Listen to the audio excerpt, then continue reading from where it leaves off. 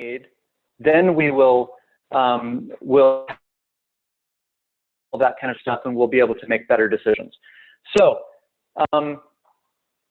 is there anybody, I want to open it up for just a second and ask anybody who's on live with us to share what their initial thoughts were when I made that statement: everyone makes the best decisions possible in the moment. Have any of you ever had an experience where you felt like, I know I kind of feel like this with my kids all the time. Like, are you kidding me? That's the best decision you could make, right? But I remember back to when I was a kid, I made all kinds of decisions that I thought were the best that I could make, and then my parents thought they were foolish, right? So is there anybody that wants to share something in regards to that, maybe with their health specifically? Or what kinds of things led them to make a decision?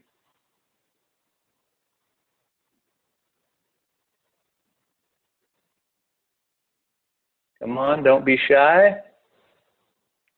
Or maybe I'll offer you a couple other things first, and then we'll get a couple participants. When you start with Take Shape for Life and you have this fantastic health coach that you're working with, a lot of times we'll ask you to share with us what your health goals are, right? And oftentimes it's a great thing to write those down. So have you ever heard the old adage that anything that's not written down is simply a wish? Well, I believe that's true. I think that there's something that happens mechanically between your brain and your hand.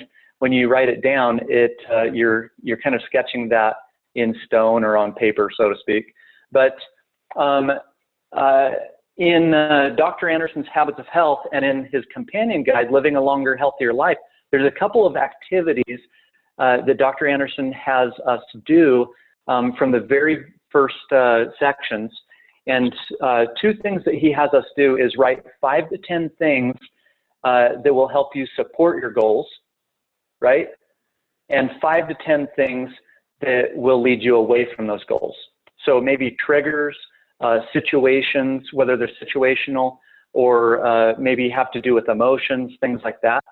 So when you have those things are key. Those are very, very important to have when you want to reach those goals. Because you want to know what the obstacles are in the way and how you're going to resolve those things. A lot of people have seen movies where there's the main character has these two, an angel and a devil on their shoulders. How many of you guys have ever felt like that in your life, where you're trying to make a decision? Oh man, do I eat this? Do I go away from the program that's going to help me reach my goals faster, or do you listen to the angel that's saying, "Oh, you can do it, you can do it," and that angel is often your coach's voice, right? And the devil, I know for myself, the devil, it's my own voice. Maybe I gave it a new voice, but it's actually me just talking in my head, trying to justify or rationalize a decision to go back to an old habit, one that I'm trying to replace with a good habit. So know what those voices are. Know, in fact, that they are your own voices most of the time, and that you have the power to change that voice and change the tune. So anybody want, yeah, hindsight is almost always 20/20. I like that. Someone chatted that in. Anybody want to offer some thoughts about the subject so far?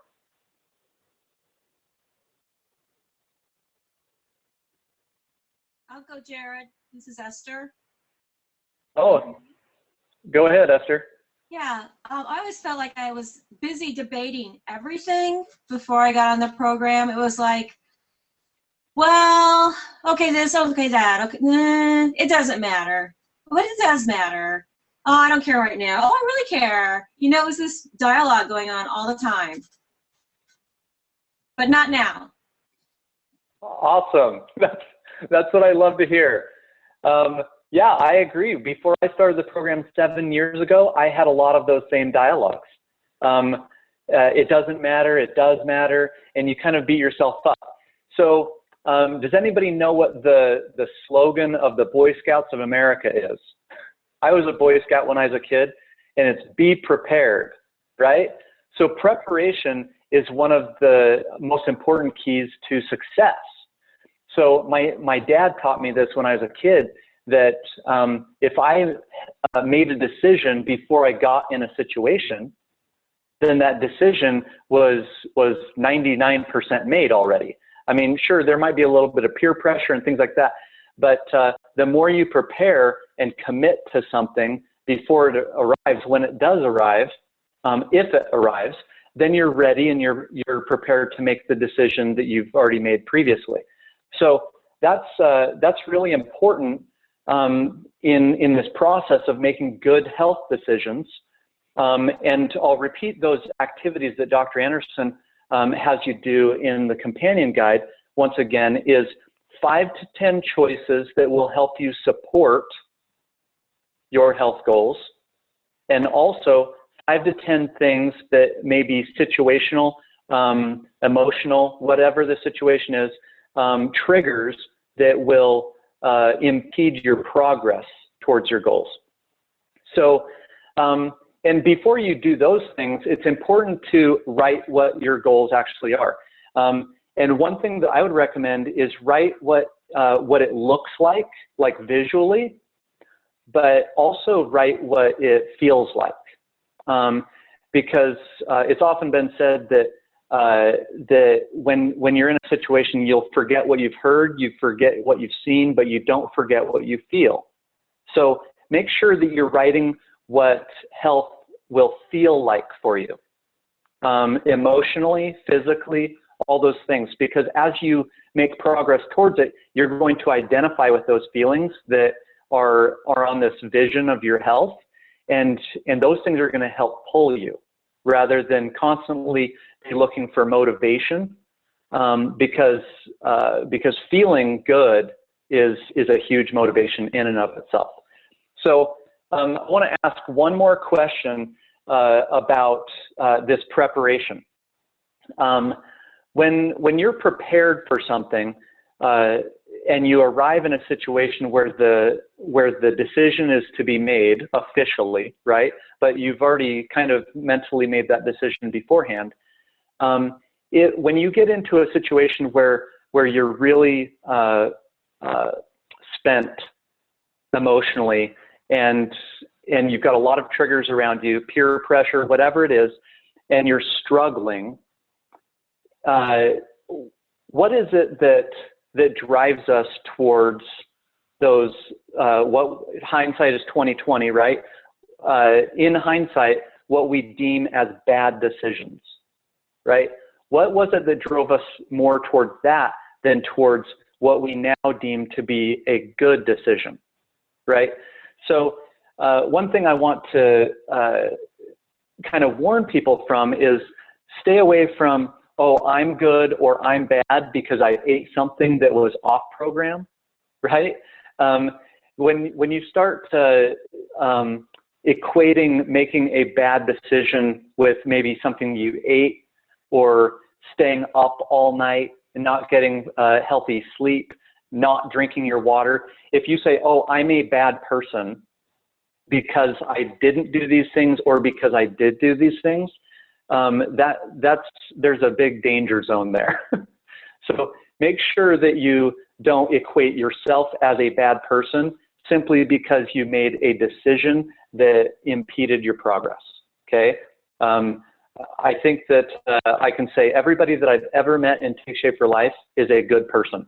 Everybody that I've ever met that had a goal to get healthier, they were a good person. I believe that most everybody in this world is a good person. They just don't make the very best decisions all the time. So let's prepare to make better decisions. Let's write the things that may be stumbling blocks and help turn those things into stepping stones, because the moment that you make a great decision in the face of adversity, you gain a great deal of confidence. And I believe that confidence is one of the things that when our health slips and when and we lose lose that control, our confidence is one of the first things that slips also. So when we start to build confidence that we can make great decisions, the thing is it just keeps rolling and rolling and rolling. With day after day after day, we keep making great decisions because we start developing that confidence that we can do so. So when you get into that moment where you're making that decision, where it's down to the wire and like, I have to decide this right now, I want you to ask yourself a question. If I held something else to be true, how would that change my life? So let's say you're in that situation and you have an option of filling up your plate with some vegetables and some lean protein, right? Or right next to it on the table, you're at a social function or something, and right next to it there's a bunch of sweets. In that moment, if you held your past life is coming to you and you're like, oh man, I'm kind of stressed out. I've been working all week and a lot of stress at work and stuff. Maybe the old you would say, hey, you know what? It's okay. I can eat this. A couple bites isn't going to hurt, right? And it will help me feel better. I love this dessert. It always soothes me. It makes me feel better, right? So, and you're kind of slipping back into an old patterns of thinking. I love what Esther said, that she doesn't think that way anymore since being on the program. That's what I love about this program. Because of the structure, it starts to change the way that our minds think. We start to think in a different structure. When we change the structure in our life, it changes the outcome of our life. And that underlying structure is so powerful. So if you held, and I want to put something in place, if you held the belief in that situation that I am a healthy person, rather than, oh, I struggle in these situations to make good food choices, how would that change your life? If in those situations you simply held the belief that you truly were a healthy person.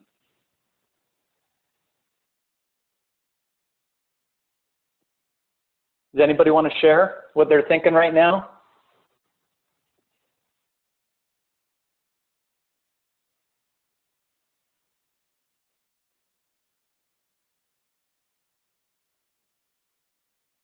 Too much thought going on.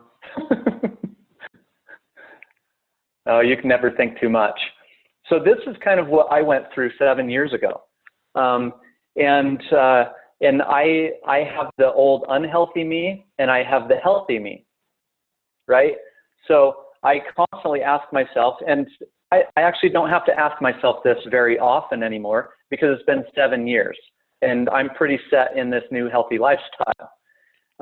But when I was going through this transition of really overpowering those old bad habits with good healthy habits, which is the new me, I would ask myself, hey, Jared, you're a healthy person now. What does the healthy person do? What does the healthy you do?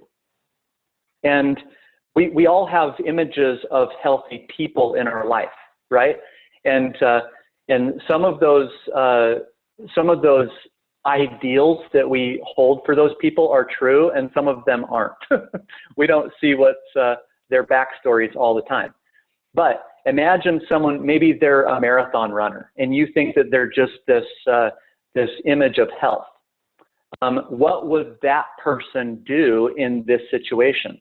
Well, oh, that's easy. They would just get the chicken breast and they'd load up their plate with lots of veggies, or they would keep that water bottle in their hand so that when the host asked them, oh, would you like some pie? Oh, no, I'm fine. Just to give you, if you are in it, how many of you on Zoom that are on video right now have ever had a struggle in a social situation where a host or somebody present offered you some food and it was hard to turn down? Okay. You want me to give you my very favorite tip? When someone asks you that and it's a struggle and you don't want to offend them, just say, oh, I've already had some. They don't need to know that you had some 6 months ago, right? You're not lying to them. You're just telling them, oh, I already had some. Or the opposite of that, oh, I'm going to have some later, 6 months from now, or however long in the future you deem it necessary. But you don't have to succumb to the social situation and the peer pressure just because they're offering you something.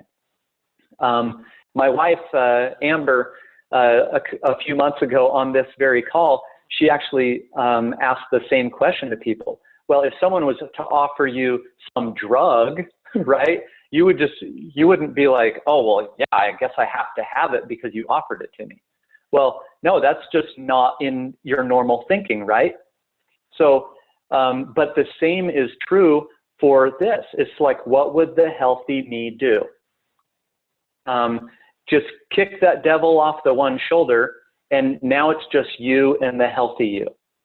Maybe you're still battling some of those situations, those emotions, things like that. I recently, just a couple of weeks ago, was on a phone call with a client that shared her story with me, and it had an incredibly powerful impact on me. I probably won't do it justice, but I want to share just a little bit of her story. She was in she had a traumatic brain injury 17 years ago when she was 18 years old. She's 35 now. And since that injury, she had to learn to walk and talk and live all over again. And since that injury, she's never been able to smell or taste again. Yet she used food to try to fulfill the gaps in her life. She kept going back to that food. And as I talked to her, I asked her a lot of questions, and she realized that she was still tied a lot of the emotion in her life to food. And I shared with her some of my experiences. When I was 4 years old and I started playing soccer, I scored my very first goal, and I remember leaving that game, and my parents were like, hey, let's go get ice cream. And so happiness equaled ice cream, right? It was probably a couple days later that my older brother was beating me up or something, and my mom's like, oh, you're so sad and crying and stuff, and we should go have a bowl of ice cream. So sadness equals ice cream. Happiness equals ice cream. And that's how we start to live our lives. It's so easy. And even when I found this program 7 years ago, I didn't think that I was an emotional eater. Now I know that I'm an emotional eater because emotions run our lives. We always feel something in every experience that we're engaged in. So be very aware of those situations, the emotions, and that heightened level of awareness is going to help you make a better decision. But that decision starts right now here on this call tonight. Look forward to tomorrow or the next week or the next month and determine what your goals are for the upcoming day or week or month, foreseeable future, and excuse me, and set your intentions and make those decisions right now, and perhaps look at some of the things that might impede your path along the way. So anybody want to share maybe a couple of their goals for the upcoming day or week or month, and some of the things that they're going to watch for and things that they're going to focus on in order to reach their goals?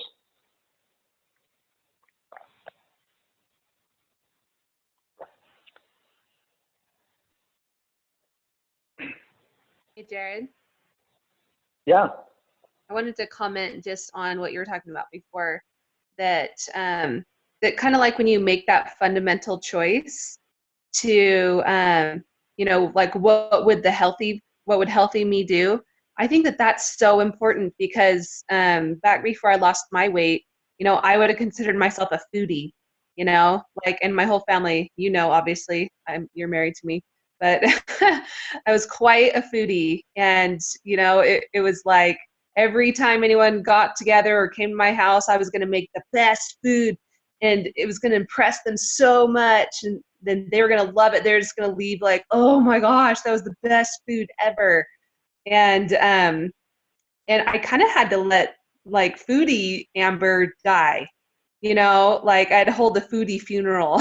That it was just like, it's okay, it's all right that I'm not a foodie anymore. It's actually way better. Like my life is so much easier that I'm not always trying to impress everybody with like my awesome food skills, and that I don't have to like everything I eat have to be just this, you know, oh, I have to eat everything that's so scrumptious and whatever. Like it's exhausting.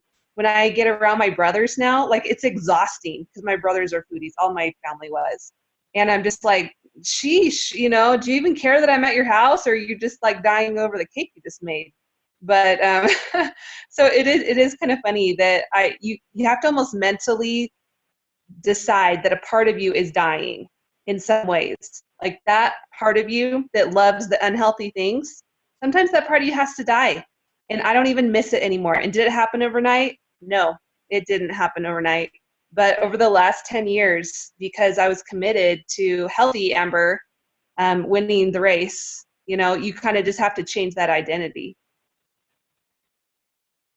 Awesome, awesome. Amen to all of that. Her brothers are still foodies. It's hard to go to their house because they don't identify with relationships a lot. They're great people, don't get me wrong. I love them to death, but they become really absorbed in the food. And Amber and I, over the last decade, that we've been healthier, we've chosen to take the healthier path.